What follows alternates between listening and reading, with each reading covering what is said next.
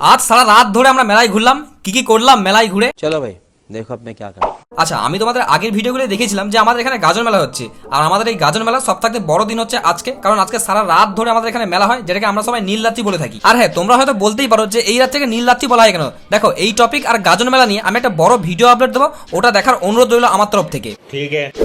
আর হ্যাঁ, এই নীলরাত্রির সবথেকে আকর্ষণের দিক হচ্ছে সারা রাত ধরে এখানে আতশবাজি ফাটতে থাকে, যেগুলো দেখতে অসাধারণ লাগে। তোমরা আমার ভিডিওতে দেখতেই পাচ্ছ, মানে সামনাসামনি দেখলে তো আরো পুরো কি আর বলবো, মানে এই ভয়টা আমি প্রথম থেকেই পাচ্ছিলাম, সঙ্গে এই জন্য মেয়ে মানুষ আনতেই চাইছিলাম না। আহারে, খুব কষ্ট হচ্ছে ওর।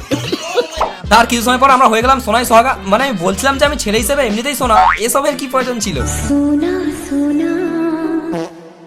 মানে সিরিয়াসলি গাইস, যত রাত হচ্ছে তত লোকজনের ভিড় বাড়তেই ছিল, যে লেভেলের ভিড় ছিল ভাই কি আর বলবো। যাই হোক, চলো 1 মিনিটের ভিডিও কি পুরো রাতের গল্প বলা যায়, তাই আমার চ্যানেলটা সাবস্ক্রাইব করে কাছে থাকো পুরো একটা বড় লেভেলের ভিডিও দেখার জন্য। আজকের মতো বাই।